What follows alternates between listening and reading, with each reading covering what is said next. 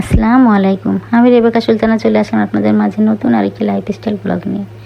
শনিবারের দিন তো শুধু সবজি নিয়েছিল, সবজিগুলো তুলে আর কোনো ভিডিও করিনি। পরের দিন সকালে দেখেন কি করেছে, ছাদ থেকে ডালিমগুলো নিয়ে এসে ধুয়ে নিচের দিকে একটা প্লেট দেয়নি, এমনি রেখে দিয়েছে টেবিলের উপরে।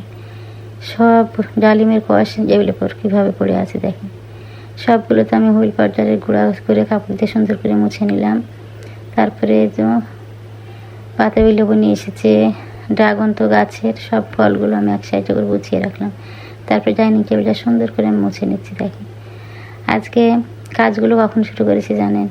শনিবারের দিন তো বাজারগুলো তুলে রবিবারে সকালে রান্না বান্না করে আপনাদের ভাই অফিসে চলে গেছে। তারপরে আমি একটু বাইরে গেছিলাম কাজে, ব্যাংকে কাজ ছিল, সে কাজগুলো সেরে এসে শরীরটা এতই খারাপ হয়েছিল আমি শুয়েছিলাম, আর কোনো কাজই করিনি। রান্নাঘরও অপরিষ্কার হয়ে আছে, যাই এসে করবো সেজন্য।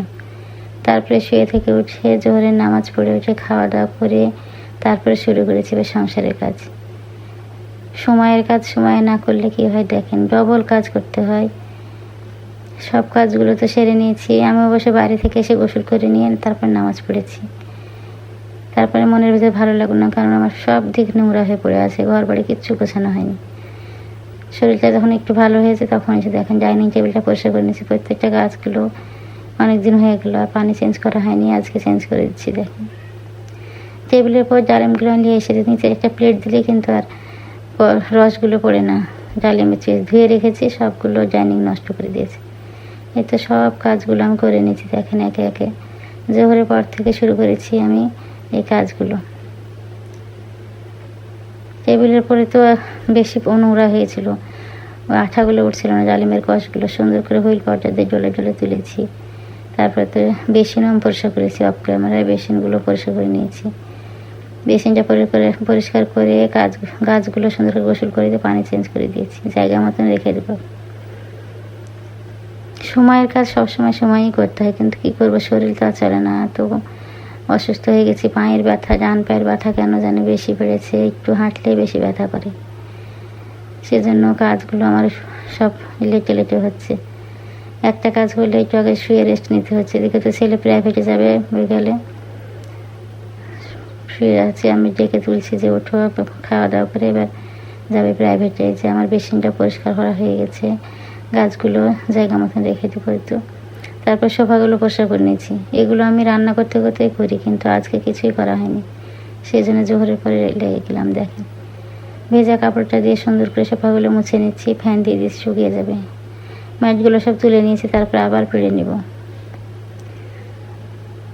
সব দুপুরবেলাতে কেউ নেই, ছেলে আছে রুমে, শুধু যাবে প্রাইভেটে। আমি আজকে একাই পাঠাবো প্রাইভেটে, আমি এই কাজগুলো করে নিই। আস্তে আস্তে সংসারে সব কাজগুলো করে নিচ্ছি। যে সোফাগুলো মুছে নিচ্ছি, সোফাগুলো তো ধুলা পড়েছে, একদিন না মুছলেই তো আর হাত দেওয়া যাবে না, এত ধুলা। কিন্তু প্রতিদিন তো আর শরীর চলে না, সেজন্য মোছাও হয় না। এ পর্যায়ে বলে নিয়ে আমার ভিডিওটা যদি আপনাদের এতটুকু ভালো লাগে তাহলে প্লিজ লাইক কমেন্ট সাবস্ক্রাইব করে দিবেন। আর যদি ফেসবুক পেজতে দেখে থাকেন শেয়ার করে দিয়ে আমার সঙ্গেই থেকে যেতে পারেন। আর যারা অলরেডি এই কাজটা করেছেন তাদেরকে অসংখ্য অসংখ্য ধন্যবাদ। এই তো সোফাগুলো সুন্দর করে মুছে একটি টেবিলের কাপড়টা তুলে ঝেড়ে পেড়ে নিয়েছি। এবার সব কাজগুলো জায়গা মতন রেখে দিব।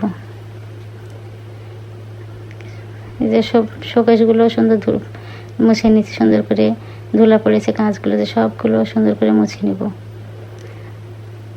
একটু দেখেন, এই সব কাজ করে গোসল না করে থাকা যায় বলেন? সম্পূর্ণ কাজ করে ঘর ঝাড়ু দিয়ে মুছেও নিয়েছি, নিয়ে তারপরে গোসল করেছি, করে আসরে নামাজ পড়েছি। এগুলো আমার সকালেও হয়ে যায়, কিন্তু কি আর করা, বাইরে গেছিলাম, শরীর খারাপ, সেজন্য এখন দুপুরের পরে করতে হচ্ছে। এই যে শোকেসগুলো সুন্দর করে মুছে নিচ্ছি। তারপরে চলে আসলাম রান্নাঘরে। রান্নাঘর তো সব নোংরা হয়েছিল, সবগুলো মেজে জায়গা মতন সেট করে দিলাম। তারপরে এই যে ফ্রিজের উপরে ধুলা পড়েছে, মুছে নিলাম। দেখেন চালও, এর ভিতরে চালও ঝেড়ে নিয়েছি, এগুলো আমার জমির চাল, সেজন্য একটা একটা করে কালো চাল আছে, সেগুলো আমাকে বাছতে হবে, সেজন্য আগে ঝেড়ে রেখে দিয়েছি বাটিতে। মাগরিবের পর নামাজ পড়ে তারপরে বাছবো। এই যে ফ্রিজগুলো মোছা হয়ে যাচ্ছে আমার। একে একে রান্নাঘরটা পরিষ্কার করে নিয়েছি। এখন তো রুমে যাইনি, রুমগুলো পরিষ্কার করতে হবে। ফ্রিজে বারবার জিনিস নেওয়াতেই যাতে একটু আঠা আঠা হয়েছে, আমি ডলেও তুলছি, তুলে পরিষ্কার করে নিচ্ছি।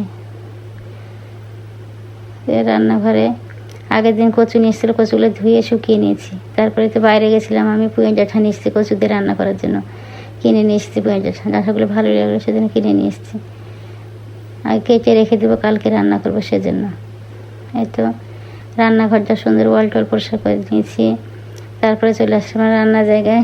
মশলা কোটাগুলো তো রান্না করেছি মুছিনি, এখন আমি ভেজা কাপড় দিয়ে সুন্দর করে মুছে নিচ্ছি। আমি কাপড়টাকে বারবার হুইল পাউডার দিয়ে ধুয়ে বা পরিষ্কার করে মুছে নিচ্ছি। দেখেন রান্নাঘরটাতে একে একে সব কৌটাগুলো মুছে নিব। 2-1 দিন না মুছলে কৌটাগুলো আঠা আঠা হয়ে যায়, সেই জন্য তো রান্না করার পর আমি প্রায়ই মুছে নিই, তাহলে আঠা হয় না। এই যে রান্নাঘরটা একদম পরিষ্কার করে নিয়েছি, মুছে ঝকঝকে করে নিয়েছি সুন্দর করে। রান্নাঘর একদম পরিষ্কার, ডাইনিং পরিষ্কার করে নিয়েছি, সিঙ্কটাও ধুয়ে নিয়েছি। এদিকে সব পরিষ্কার হয়ে গেছে। এবার চলে যাব রুমে, রুমগুলো এবার ঝাড়ে নিয়ে দেবো। প্রতি শুক্রবারে মনে করি সে বেড কভারগুলো তুলে কেচে দেবো, কিন্তু বৃষ্টি আর যখন রোদ হয়, ছেলেকে নিয়ে প্রাইভেটে থাকি, আমার কাঁচাই হচ্ছে না এই 2 রুমের বেড কভারগুলো। এই যে 2 রুম পরিষ্কার করে নিয়ে চলে যাবো ছেলের রুমে। দেখেন কি অবস্থা, ড্রেসিং টেবিলে একটা জিনিস নিয়েছে আর কি নোংরা হয়েছে, সবগুলো আমি পরিষ্কার করে নিচ্ছি। ড্রেসিং টেবিলটা পরিষ্কার করে বেড কাপড়টা পরিষ্কার করে দেবো। এই তো দেখেন ছেলে প্রাইভেটে চলে গেছে, কাপড় খুলে কোথায় বিছানার উপর ফেলে দিয়ে চলে গেছে, এটাই কাজ তার। এখন সবগুলো গুছিয়ে বিছানাটা পরিষ্কার করে নেব। পড়ার টেবিলটা মুছে নিয়েছি, একটু ঝাড় দিলেই হয়ে যাবে। সম্পূর্ণ কাজ একা একা করে নিচ্ছি। আর এদিকে তো আমার পায়ের ব্যথা, প্রচুর পায়ের ব্যথা করে। কী যে হয়েছে আমার পায়ে, হাঁটুতে খুব ব্যথা, একটু হাঁটলেই ব্যথা করে। এখন কী করতে হবে, সংসারের কাজ তো করে নিতে হবে, করে নিচ্ছি একে একে। এই যে প্রত্যেকটা রুম পরিষ্কার করে নিয়েছি। সকালে রান্না করে খাবার দাবার আমি এই রুমে নিয়ে চলে আসিস, কারণ সারাদিন ফ্যান চলে, খাবারগুলো নষ্ট হবে, সেজন্য এখন টেবিল দিয়ে খাবার এখানে রেখে দিই। একাই থাকি আর কী করে। তারপরে তো ঘরগুলো ঝাড়ু দিয়ে নিচ্ছি। প্রত্যেকটা রুম পরিষ্কার করা হয়ে গেছে, ডাইনিং রান্নাঘর পরিষ্কার করে ঘরগুলো ঝাড়ু দিয়ে নিচ্ছি। ঝাড়ু দেওয়ার আগে আমি যে পুঁই ডাঁটাগুলো কাটবো মনে নেই, ঝাড়ু দেওয়াতে রান্নাঘরে দিকতে আসি, দেখছি মনে আছে যে পুঁই ডাঁটাগুলো কেটে রাখতে হবে, কালকে রান্না করবো সকালে। তারপরে ঝাড়ু দেওয়ার পর পুঁই ডাঁটাগুলো কেটে নেব। এই যে ডাঁটাগুলো কেটে নেব, ছাদের গাছ থেকে মরিচ নিচতে মরিচগুলো বেছে রেখে দেবো। পুঁইয়ের ডাঁটা যে পাতা থাকে, পাতার গোড়ায় যে ডাঁটিগুলো, ওগুলো আমি ফেলে দিই সবসময়।